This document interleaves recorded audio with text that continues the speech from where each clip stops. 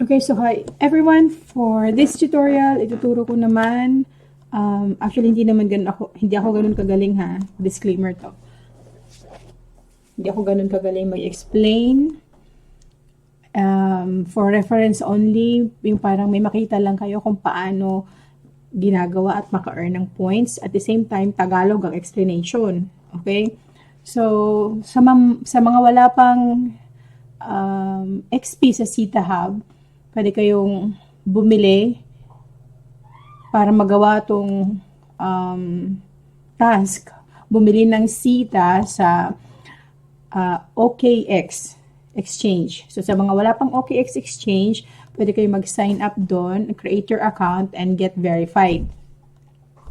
Okay? And then, pwede kayo bumili din ng Sita. Minimum of 10 Sita ang pwedeng mabili doon. So, ayun. Yun lang ang problema doon. Medyo malaki-laki. And then, pwede nyo i-withdraw going to your MetaMask account. Okay? Tapos, ang minimum withdrawal kasi doon is 2 yata, 2. And then, ang kanyang withdrawal charge is sobrang mura lang. Unlike sa Bybit, medyo malaki. 1 Sita. Doon, 0.001 lang. Okay. So, kaya maganda sa OKX bumili.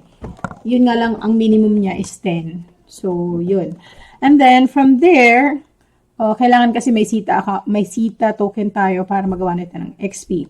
So, sa mga wala pang link, you can use my link kung gusto nyo po. Then, pag click nyo po yung link na yun, ganito ang lalabas. And then, kung may lumabas na invitation, i-exit nyo na lang yun. So, ang nakalagay kasi doon, you will get 2,000 XP points when you accept the invitation doon sa nag-pop up, tapos bibili kayo ng token. But if you have already the token, then just proceed to the task na.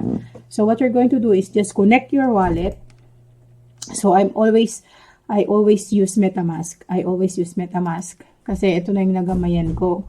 But you can also use yung mga OKX wallet nyo, Digit wallet nyo, or other wallet na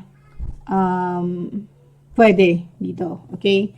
So, ayan. So, from here, ang gagawin nyo, once na nandito na kayo sa dashboard na to, right now, nagkakaroon ng problema at hindi updated ang XP points. Zero XP pa rin ako.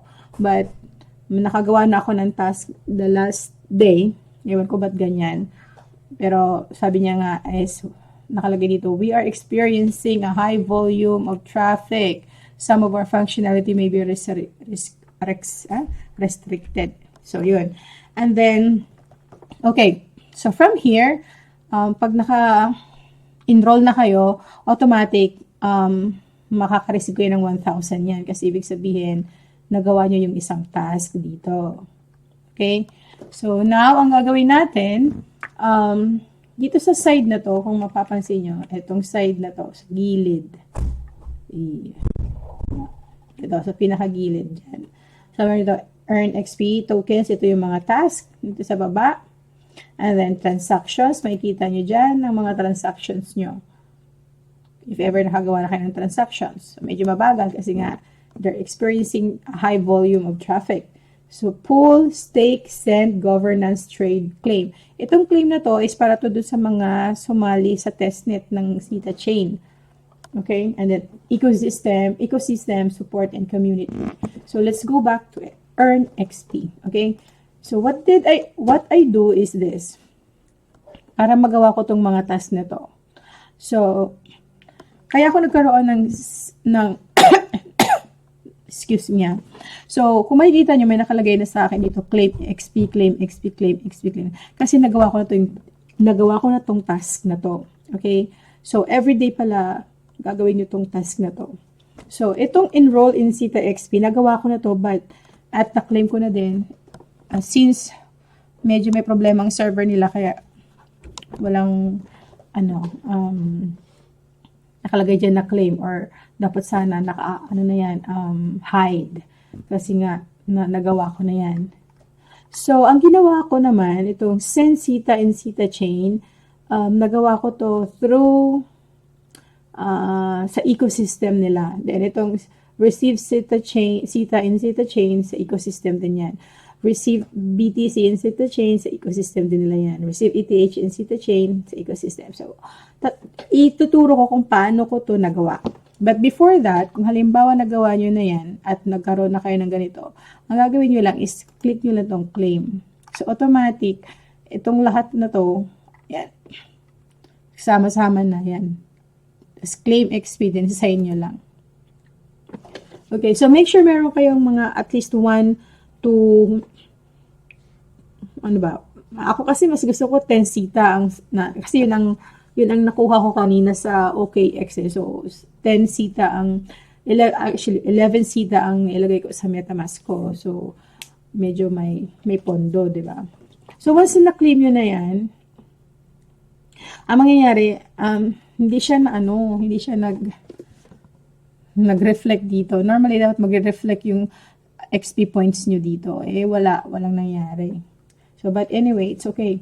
Pag naayos na yung server nila, mag-reflect. So, let's go to the tip or ano ba ang ginawa ko? Bakit ako nakaklaim itong 2525 and 1,000? So, what I do is, punta kayo dito sa ecosystem. Sa ecosystem nila. Itong ecosystem nila is, ito yung mga, kung saan pa mga other projects na nakipag-collaborate sa kanila. Yun. So, mas maganda na salihan nyo din kung may mga time pa kayo. But, ang ginawa ko kasi dito, pumunta ako sa Theta Swap. So, ito, Theta Swap ang ginawa ko. Yan. So, punta ako sa Theta Swap. Click nyo na lang itong link. Ayan. Actually, pwede naman dito eh. Click nyo itong link na to. Or, even here, pwede yan. Pwede ba ito mag-open ng another page? Hindi. So, click na lang yan. Then, sabi dito, you are leaving Theta Hub, proceed. Okay. So, pagdating dito sa Theta Swap, take note, dapat meron na kayong Theta token, ha? So, from here, ang gagawin nyo lang, launch up lang kayo. Okay, launch up. So, mapakita ko lang kung paano ko ginawa. So, here, connect wallet. Then, MetaMask. And connected na. Okay. So, dito, punta ako sa swap. Dito ako sa swap. Then, ang ginawa ko, clinic ko ang Theta. Ayan, may Theta ako. So, ngayon, ang sabi kasi doon, para magawa mo yung task na yun, itong mga, sabi dito, itong receive, BTC, ETH, BNB. Para magawa mo yan, ang gawin mo lang, dapat nasa Theta ka, then, ang ginamit ko lang is, actually pwede naman 0.01, but, ang ginawa ko na lang is 0.1. So, ang gawin mo, mag-swap ka ng kada 0.1 to BTC, wait lang, Theta ETH, Theta BTC, and Theta BNB. So, yun ang gawin mo. Nag-gets nyo? So, for example, Theta ETH, ayan, mag-swap ka. Wait mo lang na may ma-receive ka dito. Ayan. So, pag nakita mo na yan, swap mo lang, then, confirm mo lang sa wallet mo. So, after that, pag nag-successful ang transaction, ang gawin mo naman, punta ka ulit dito, 0.1 or 0.01 kung gusto nyo, ganyan. Then, punta ka naman sa BNB, Theta BNB, ayan. Then, swap mo na naman ulit. Ayan. And then, from there, gawin mo, swap ka ulit to BTC naman. Ayan. So, until such time na naging successful ang transaction mo, ang mangyayari niyan, hindi yan kaya. So, kailangan 1. Ayan. Masyadong maliit ang 0.01 eh. Ayan. So, may data siya, di ba? So, after that, pagkatapos niyan, successful na, balik ka doon sa Theta Hub. Yeah. sa Sita Hub. Tapos, para maklaim mo tong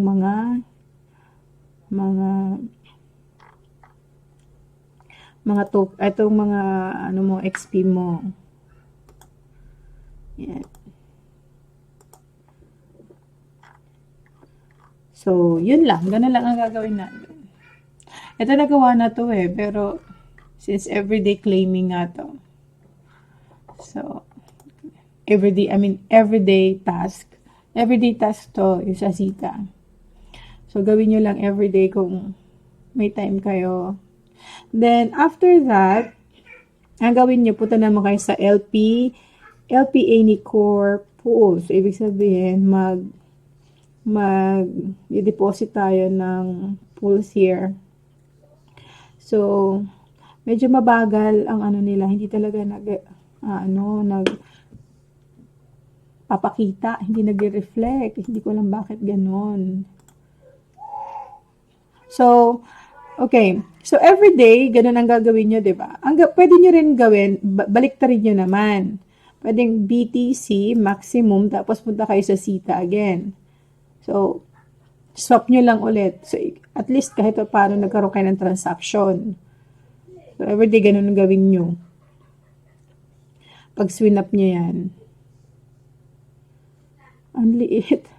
Ang liit lang na matatanggap mong Sita. Ano ba yan? Tapos, punta ka sa ETH naman. And then sa Sita. Ayan, Sita.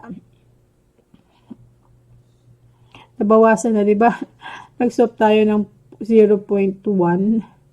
Ito na lang matatanggap natin pagbalik. So, nagsusunog tayo dito ng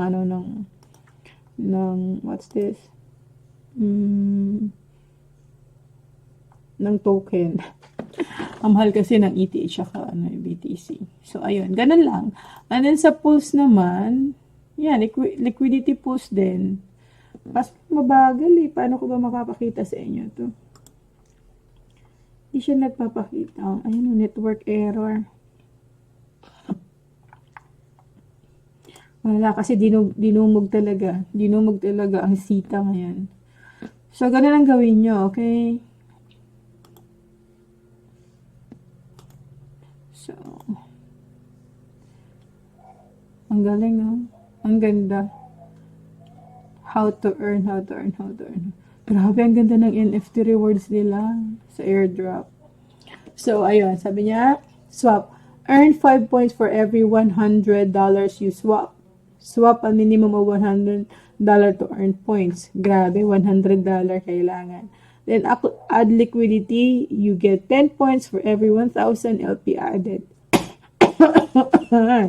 Inubo ako sa $100, guys.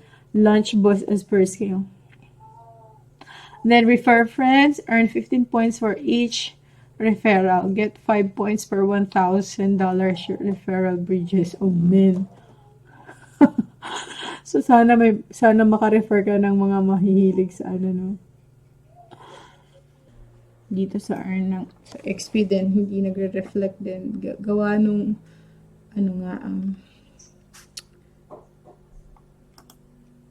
kahit anong claim mo, hindi talaga magre-reflect. Even ito sana. Yan, naka-receive na. Good. So, makikita nyo, receive BTC in 205. Pero hindi siya nag-reflect pa rin. See?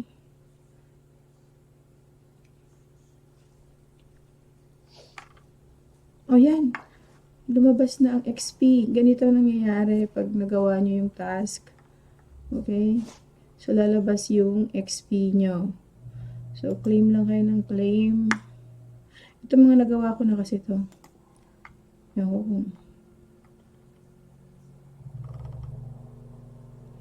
Ayan. So, ganun lang. So, sa ecosystem yan. Tapos, meron naman yung iba, Izumi naman.